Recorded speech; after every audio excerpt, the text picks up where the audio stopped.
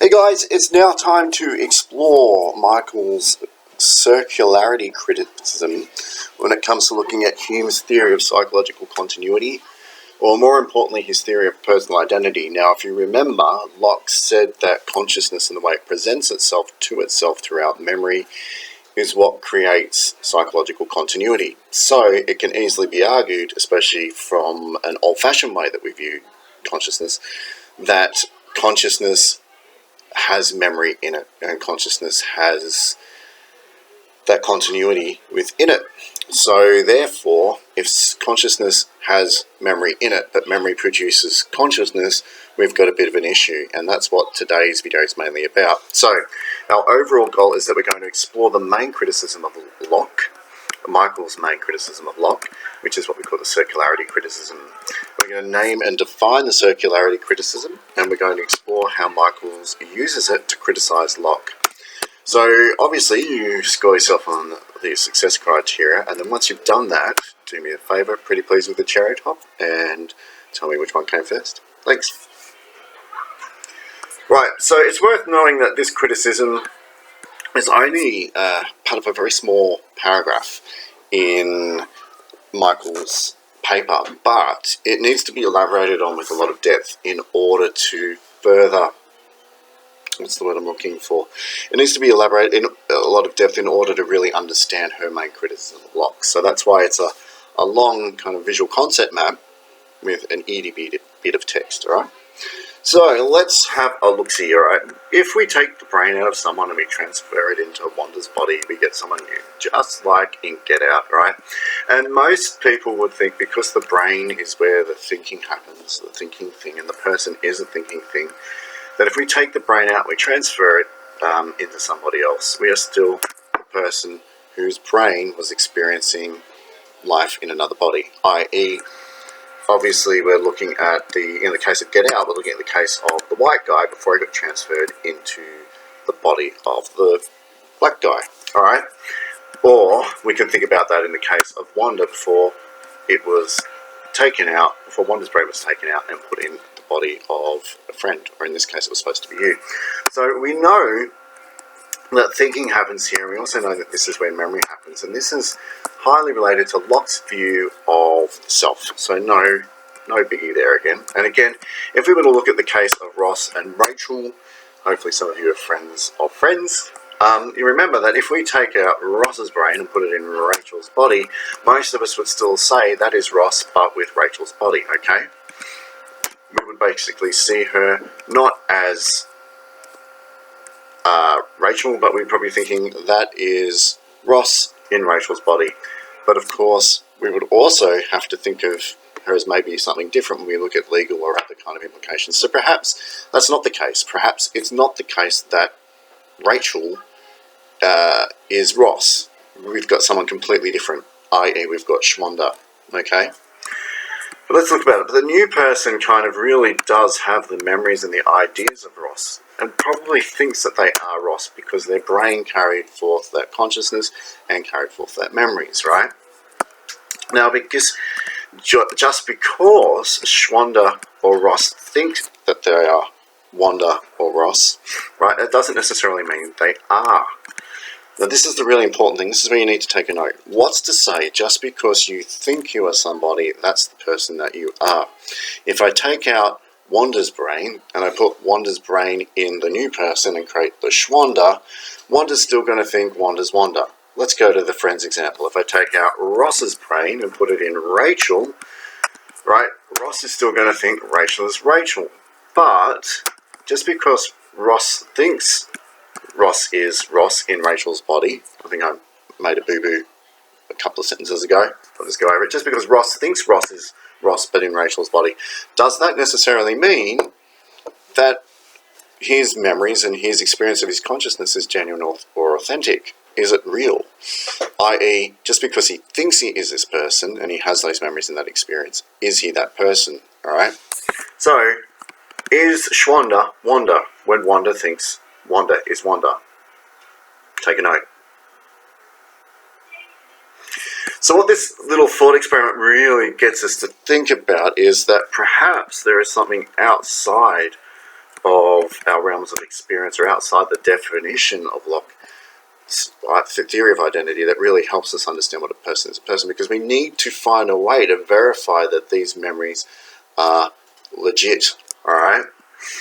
Because this person may actually be someone else other than Ross or other than Wanda in the original experiment, because the combinations of everything being put forward are just too different. And maybe, just maybe, we might actually have a completely different person. So take some notes. So it sounds a bit confusing, but what I'm saying, the combinations of things being put together, I'm just trying to say that just because Ross thinks Ross is Ross in Rachel's body doesn't necessarily mean he is Ross or he is Rachel, because his psychological continuity could be an illusion. There's no way of testing the veracity of that claim. So hence he could be Joey. It forces us to look outside this idea of psychological continuity. It could be someone completely different, we just don't know. And that's what I mean about combinations. There are just so many different combinations of different things to consider when it comes to this thought experiment, that really we need to look at what really the person is. What is personal identity? Take a note. So, Locke would have us believe that memories, and of course consciousness has memories within it, according to Locke. Okay, so memories are a sufficient criteria for personal identity. But when we look at Meredith Michaels, she claims something completely different. Alright? So we tie together our perceptions of different points of view to produce personal identity, alright? We could definitely argue that, right? But when we do that, our conception of personal identity can actually be a little deceptive. And this is the thing. If we point out that maybe what's going on here is that consciousness and the kind of ever-present consciousness of its presence in memory, or memory is part of consciousness, right? It just ties together perceptions. It ties it together, but that's not necessarily what the person is. And maybe we need to understand also that this kind of tying together could, again, like Hume, be a little bit of an illusion. And we open the door to the fact that, well, it could be somewhat deceptive and it could be somewhat delusional, our sense of self, right? Okay? Delusional or deceptive. I like that. It's really deceptive. So maybe there's something wrong with the idea that you are you. I mean, just because you have those ideas of you being you due to your psychological continuity, what's to say it isn't an illusion? What's to say, how do you check the veracity of that claim? And that's the key to understanding Meredith's circularity argument. It's all about checking the genuine authenticity of the claim that you are that person, right? Take a note. So the point is, right, that Locke is developing a bit of a circular argument according to Meredith Michaels. And the reason for that is because memories, right, memories try to explain what the person is, but the person makes those memories. So what came first, the chicken or the egg? What came first, memory or personal identity? And that's really the crux of the issue. Take a note. Now, as you can see, this is really related to the claims that are made when criticising the cogito, and that's a pretty good step to make. You can easily see the similarities there. We're actually going to look at it with a bit more depth. It's not necessarily about what came first, the person or the memories. What's more important is what do we need in order to claim that the memories are the genuine article of the consciousness. And of course, if you're really into Locke, you'll understand too, though, that these memories generate that consciousness. So then what do we use first to verify the authenticity of these memories, and also the authenticity of the person that's supposed to have had those memories? Take a note. Alright, so Meredith comes along and she says, look, in many ways, it's a bit of a failure here. In fact, memories fail to be a sufficient condition for self-identity? Take a note.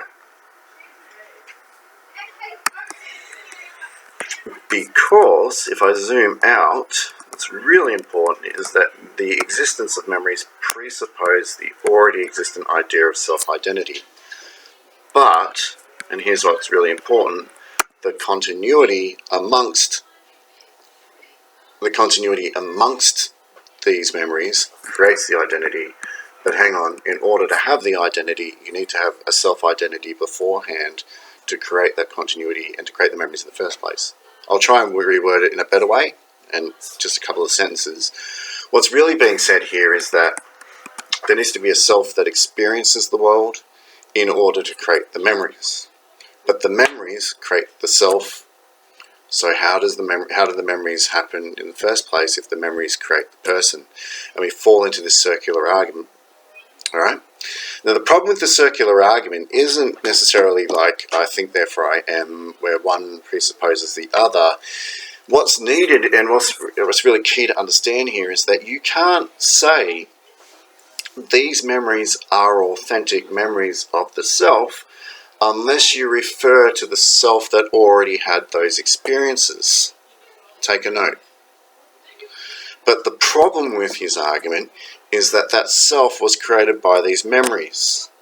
So on one hand, you're trying to discover what the self is. That's what Meredith Michaels is really trying to do. She's trying to discover personal identity. And if you use memory to discover personal identity, you fall into a bit of a trap, because personal identity needs to be there beforehand to create the experiences and generate the memories. So it completely falls apart. Take a note. So keep in mind too, you should probably note down what presuppose means. Now, it could be a precondition of possibility or coherence. In other words, it has to be something that comes beforehand, pre.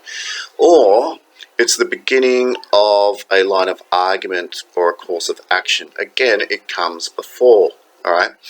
And I'll say it again, so it's stuck in my head as much as it's stuck in your head. If personal identity presents itself in memory, and allows us to be aware of who we are, and in a certain sense, therefore, memories construct personal identity, right? What happens when we realize that these memories have to be created by personal identity? It falls apart. In the first place, you have to have a personal identity that creates the memories that then tie together to generate the supposed personal identity that happens in general, okay? So the first thing must be, according to the Schwander experiment, or according to Meredith Michaels, it must be personal identity that comes first, because otherwise you couldn't generate the experiences that later become memories. And the catch-22, according to Meredith's criticism of Locke, is that these memories have to be generated by a person or a personal identity before they can become part of a psychological continuity. It doesn't work. It's logically invalid. Take a note. So let's explore this argument a bit further, shall we? All right, Locke assumes, like my little picture of assumes is going to take a step, that identity can be found in consciousness. And according to him, back then, like we'd have a different definition of consciousness now, because we all live in the 21st century where we probably think consciousness is more of a process and self-awareness. Whereas to Locke, consciousness would be an awareness, but also an awareness of everything that had happened in the past. So identity would be found in consciousness because the memories would be something we're still aware of. We're aware of the past. That awareness is going back through memory as well as in the present, okay? All right? So, if you claim that Wanda is the person that you're walking with, all right, this can be true, and it can only be true if, right, Wanda believes Wanda is Wanda. I have to pause this for a second. Cheers. Okay, so let's say that Wanda believes Wanda is Wanda if she believes that her memories are genuine, and she is basically the same person that she was when she was walking with you before. You can only really say that that's the case, okay? But remember, how do we know that these memories that Wanda believes she's experienced are genuine? That's the key question. The circularity argument is better understood, much, much better understood, if we look at it from the point of view of proving that our memories are genuine and our personhood is genuine, okay? Take a note. So Locke would say, well, let's ask questions about, the actual person. What is the person? And the person is the person who owns the memories, and these memories are generated by experience, okay? The experience generated the memory. We must remember that, all right? So these memories that we have are checked and ticked off when we refer it to our experience. But it is the person, or it is the personal identity that has the experience. So this experience needs to exist before the memories can be created, okay? So this really has to come first, it's presupposed. So how can we verify this? Well, the way Locke would say that we verify our memories are genuine is we go back and we see if the consciousness is presenting itself in those memories. The problem is, though, that these memories are supposed to make up the consciousness. So if we decide to verify our personal identity by reflecting on these memories, we have a bit of an issue, because ultimately these memories are being defined by the already existing object. The way that it's put in the text, and it makes that's very clear, is this, right? We're trying to verify what personhood is by exploring our continuity of memory. However, how do we do that when it's actually personhood that created the memories? Take a note. So, hence, this is why the circularity argument is about this. It presupposes that personal identity must exist in order to generate the memories that then create what Locke calls psychological continuity, which in turn is personal identity. Okay, and that's probably logically invalid. I mean, how can this not exist first when it has to generate the memories, but then again, how can this be memories if it has to generate the memories in the first place? It doesn't make sense. It has to be something before it. That's the whole point, right? So if you look at this verification, it presupposes that personal identity had to have come beforehand. It was presupposed. So we've got problems if we presuppose that identity is just psychological continuity. Because when we check to verify our memories, right, and we use that to verify our personal identity, make sure it's authentic, we come up with a problem that basically our identity presupposes, or our identity is presupposed by the concept of psychological continuity or memory in the first place. In other words, this needs to come first in order to generate that. Personal identity is presupposed by memory, because personal identity needs to be generated first in order to generate the experiences that become the memory. And it's logically invalid, therefore, to say that memory and psychological continuity is personal identity. How can you discover personal identity through memory if personal identity is presupposed? It has to be a necessary condition that happens beforehand to generate the memories in the first place. Take a note. So I know I've been very repetitive, but I just needed to really hit home and give you a sense for why this is an illogical conclusion. And I'll say it again, right? The illogical conclusion is that you can't say that that memory is a necessary and sufficient condition for personal identity if personal identity needs to produce memory first, right? If personal identity comes and generates memories, those memories then tie themselves together and then it adds to personal identity, that's a different issue. But the point is, it's presupposed. It needs to be the first thing. Personal identity needs to be the first thing. So you can't say personal identity is psychological continuity. And that means, as you can probably guess, there must be something else to it. All right? let's just quickly read what's being said here in her little paragraph. And it really doesn't elaborate that much, but if you get what we've talked about in our brief presentation, then this whole paragraph makes a lot of sense, okay? Nevertheless, the fact that Schwander believes herself to be Wanda does not in itself guarantee that she is, right? Because it could be delusional. And how do we verify that? Well, we verify that by referring to the consciousness that created it. How do we verify that? Well, we verify it by looking at how the memories created it. But those memories could be fake. How do we verify that? Well, we verify by going to the consciousness, but the consciousness is the product of the memories. It falls apart, right? Do we have any basis for insisting that Schwander is Wanda and not someone who is deluded into thinking that she is Wanda? Okay, so you know how we do that. How can we determine whether Schwander's Wanda memories are genuine and not merely apparent? As we came to realise in our discussion of Locke's memory theory, it is not legitimate at this point to appeal to the self-identity of Schwander and Wanda, since that is precisely what we are trying to determine. In other words, in attempting to establish that Wanda's memories are genuine memories, we cannot argue that they are genuine on the grounds that Schwander is Wanda. In other words, we can't use the psychological continuity argument to verify that Wanda is Wanda, because basically, if I go back,